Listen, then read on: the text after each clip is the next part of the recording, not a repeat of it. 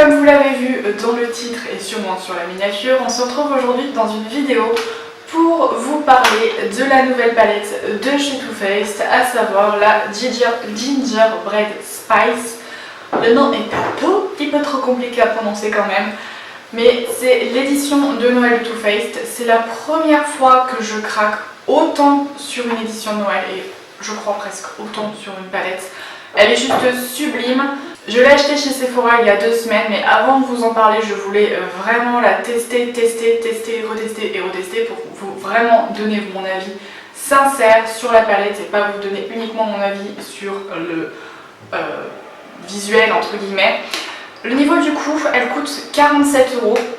Il me semble qu'elle est un petit peu plus chère de 3 €, il me semble, que les autres palettes de chez Too Faced. Moi je l'ai achetée chez Sephora, il me semble qu'elle est dispo que chez Sephora. Elle est dispo depuis une quinzaine de jours. J'ai eu de la chance, j'avais un petit bon d'achat de 10%, ce qui fait qu'elle m'a coûté 4 € de moins. C'est déjà ça, comme ça elle est revenue au prix d'une palette classique. Quand vous l'ouvrez, elle se présente comme ceci, avec un miroir, avec un petit bonhomme pain d'épices. Et les couleurs, honnêtement, je crois qu'il y a très longtemps que j'ai pas craqué autant pour une palette qui est magnifique et qui sent le pain d'épices, il faut que je vous le précise quand même, mais elle sent hyper bon le pain d'épices, vraiment.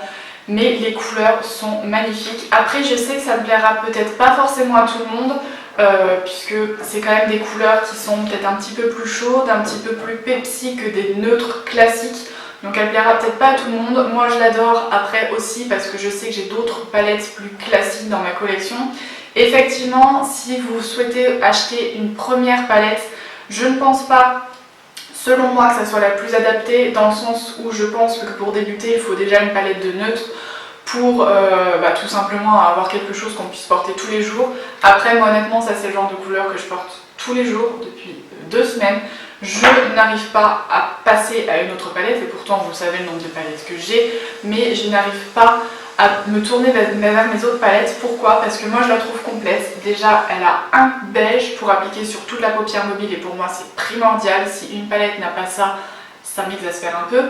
Elle n'a pas de noir. Moi honnêtement, une palette n'a pas besoin d'avoir un noir pour être parfaite. Elle a cette couleur là qui est un marron prune très foncé, qui pour moi est suffisant. Elle a des couleurs mat, elle a beaucoup de couleurs de transition, pour moi elle en a 3. Celle-ci et l'orangé, parce que dans le tuto je vais vous montrer qu'on peut s'en servir largement, puisque oui, après mon blablatage sur la palette, je vous ai fait un maquillage qui est celui que je porte avec tout ça.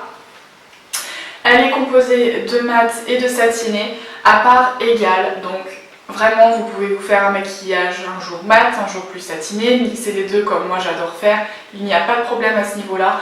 Le rapport qualité-prix est là, effectivement c'est une palette qui coûte un petit peu cher. On paye aussi, je pense, beaucoup le packaging qui est quand même très cute. Moi j'adore les packaging de chez Too Faced, celle-là encore plus. Mais les fards sont vraiment extrêmement pigmentés.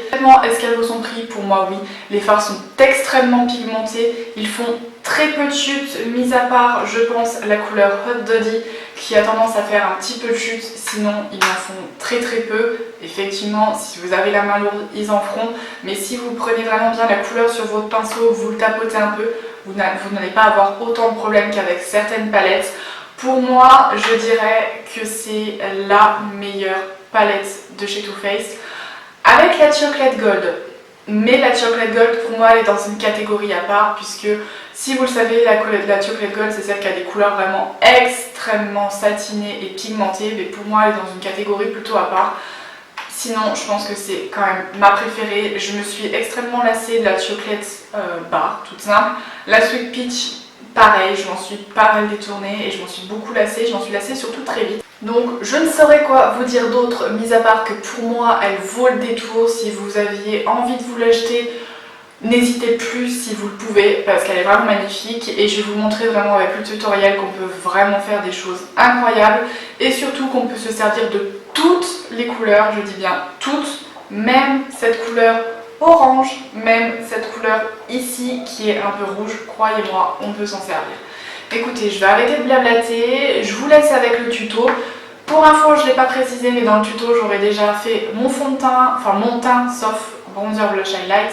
mes sourcils et tout le reste. On le voit en vidéo tout de suite. Et puis vu que je ne vous reverrai pas après, je vous fais plein de gros bisous et on se retrouve dans 15 jours dans une nouvelle vidéo. Bye! Donc dans un premier temps, je commence à appliquer ma petite base pour les yeux de chez Urban Decay comme toujours. Je l'applique sur la paupière mobile et en ras de cils inférieur.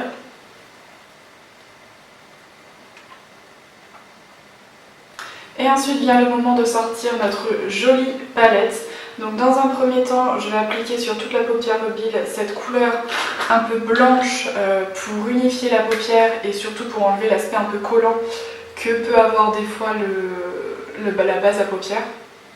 Et ça permet en même temps d'unifier. Je remonte vraiment jusqu'aux sourcils. Ensuite, avec un pinceau un peu plus touffu, je vais venir appliquer la couleur Gingerbread Latte. C'est une jolie couleur de transition qui est un petit peu chaude, qui a des sous-tons légèrement orangés, mais qui est juste super jolie. Donc je viens l'appliquer très grossièrement, vu que vous le savez, moi j'ai pas de creux de paupières.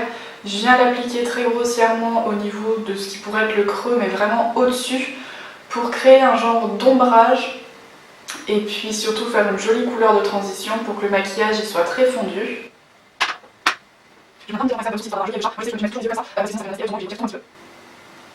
Ensuite, je prends un 228 de chez Zoeva et je viens un petit peu estomper, histoire que ça soit un petit peu plus fondu.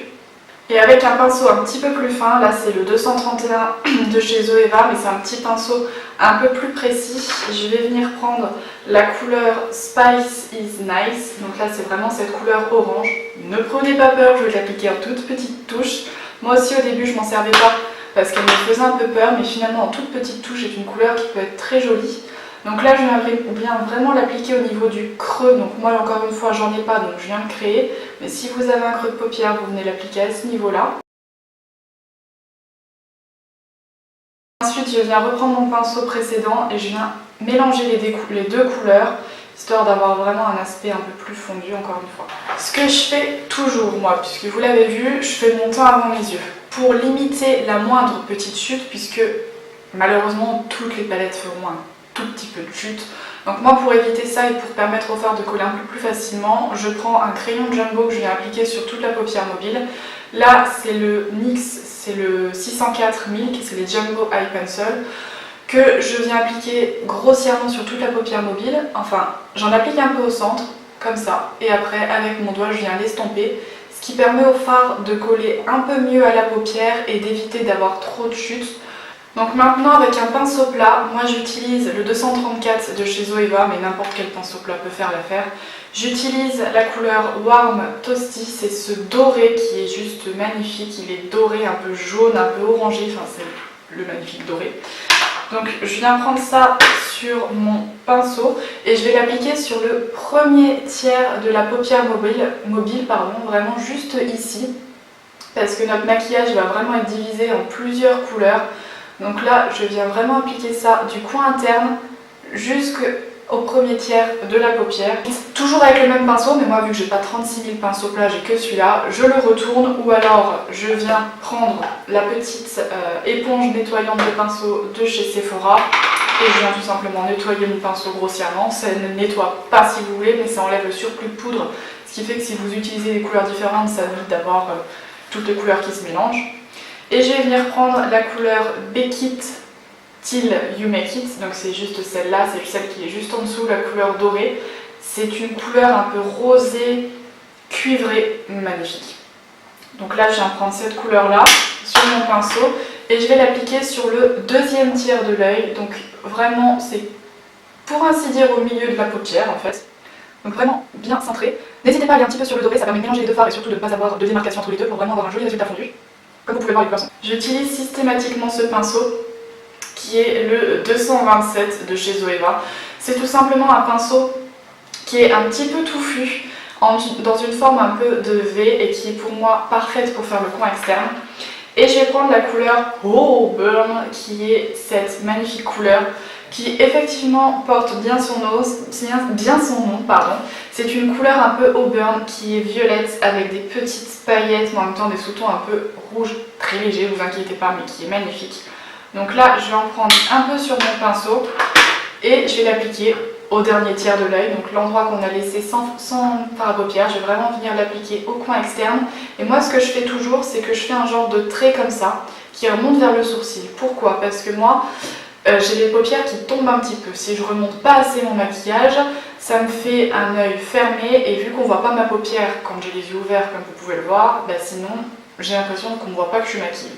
Donc je fais systématiquement ça, un trait, et après je remonte un petit peu dans le creux, ce qui fait que la couleur va se mélanger avec la couleur qu'on a mis juste avant et ça donne un résultat encore plus fumé, et je viens bien mélanger cette couleur là avec la couleur que j'ai mis juste avant.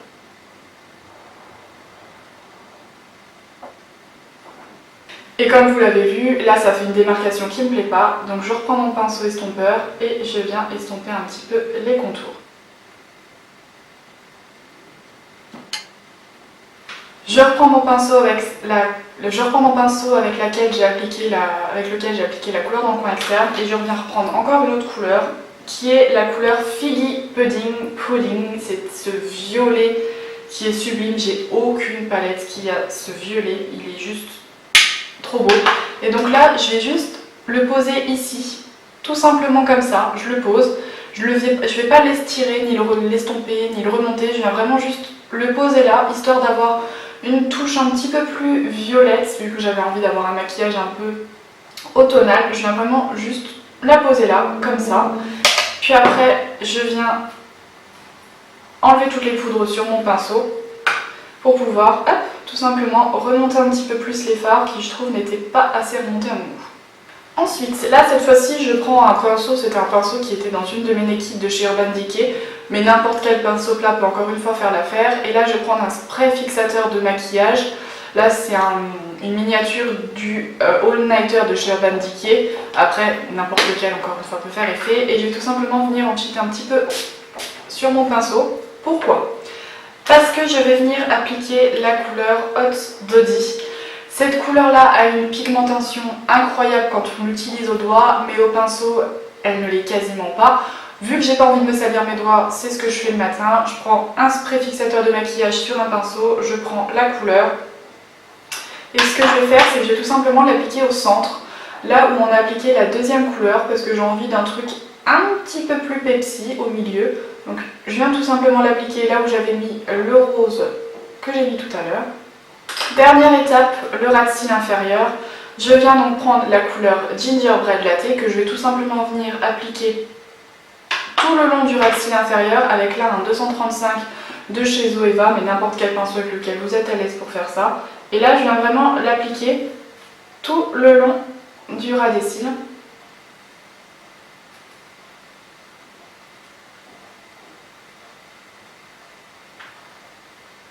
Avec un autre pinceau, cette fois-ci un peu style pinceau eyeliner, là le 322 de chez Zoeva. Je vais prendre la couleur Spice of Life, qui est tout simplement le joli kaki de la palette. J'avais envie d'une touche un petit peu kaki, puis honnêtement je ne savais pas quelle couleur utiliser vu qu'elles sont toutes aussi belles, donc je me suis dit autant faire un mix de tout. Et je vais l'appliquer au dernier tiers de l'œil, histoire d'apporter une jolie touche kaki. Donc là honnêtement je l'applique assez grossièrement. Et la dernière étape, c'est le coin interne. Là, je vais prendre la couleur Spiked Eggnog, quelque chose comme ça. C'est la couleur ici. C'est une jolie couleur satinée qui est très très belle, qui est pigmentée. Et moi, c'est le genre de couleur que j'applique toujours au coin interne pour réveiller un peu le regard et illuminer un petit peu plus l'œil. Et voilà. Pour le mascara, je pense que je vous bassine un peu avec celui-là, mais j'ai encore une miniature du Pump and Volume de chez Dior, donc je vais tout simplement venir l'appliquer au ras de cils supérieur et inférieur assez généreusement. J'applique pas d'eyeliner, pas de faux cils, rien, je voulais un résultat naturel. Bon, même si le maquillage n'est pas très naturel en soi. Ensuite, on vient terminer avec le teint. Et là, je vais prendre de chez Kiko, c'est la Gold Waves. C'est le bronzer en teinte numéro 2. Je pense que je vous en avais déjà parlé. Il est énorme, regardez par rapport à la taille de ma main. Et donc, je le viens l'appliquer avec un pinceau de chez Nocibe. Il n'y a pas les références, mais moi, j'applique toujours mon bronzer avec un pinceau duo fibre. Pourquoi? Parce que je trouve que ça évite de se rater. Ça fait un résultat plus diffus et j'ai toujours... Enfin, je préfère. Ça fait un résultat presque plus naturel entre guillemets. Donc moi je viens toujours réchauffer un petit peu mon teint en mettant un petit peu là, un petit peu sous la mâchoire puisque je commence à avoir un petit peu de double menton. Donc ça vient estomper un petit peu cet aspect là. La couleur est magnifique, elle est un petit peu orange mais pas trop, enfin en tout cas moi je trouve pas, donc je trouve que ça donne un résultat très joli. Et je viens également en appliquer au niveau du front pour réchauffer un petit peu tout ça parce que à la caméra j'aurais peut-être pas l'air mais je suis très blanche de peau. Et vu que j'aime pas trop mon nez, et ben j'en applique un petit peu sur les côtés de mon nez, histoire d'avoir l'impression d'avoir un nez un petit peu plus fin, et j'en applique également en dessous pour avoir le nez un petit peu plus retroussé entre guillemets. Et pour pas qu'il y ait de démarcation, je prends un gros pinceau, là c'en est un de chez Real Technique, et je viens estomper un peu tout ça. Niveau blush, alors là ça fait des semaines que je n'en passe pas. C'est de la gamme Gold Waves, toujours de chez Kiko, c'est le numéro 3, Damasque Mauve. J'espère vraiment que c'était pas une collection temporaire, mais ce mauve, il est magnifique. Il est mauve, il est hyper lumineux, mais j'ai aucun blush dans ma collection qui ne lui ressemble et il est juste sublime. Donc là j'en prends avec un pinceau de chez Zoeva, 128 de chez Zoeva. C'est un pinceau un peu angle, mais n'importe quel pinceau que vous utilisez pourra convenir encore une fois. Et là j'en applique vraiment sur le bombet un peu de la joue et je remonte jusque sur la tempe pour avoir un résultat un petit peu plus diffus encore une fois.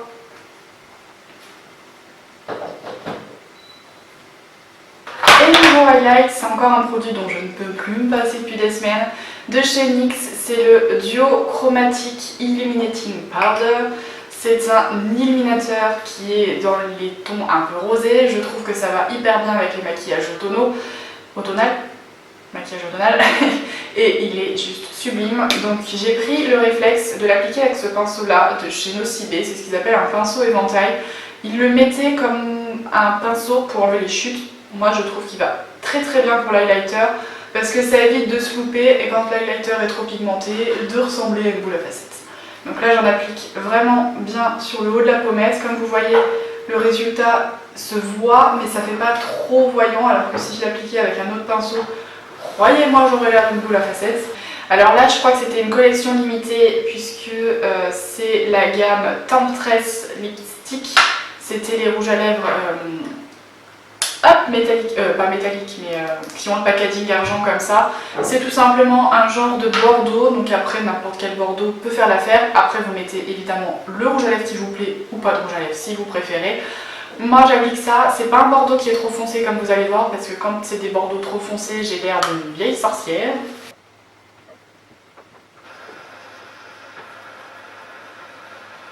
Et voilà le résultat. Alors à la caméra j'ai l'impression d'avoir un rouge à lèvres framboise alors que c'est un bordeaux. J'espère que les fards rendront en tout cas très bien et voilà le résultat.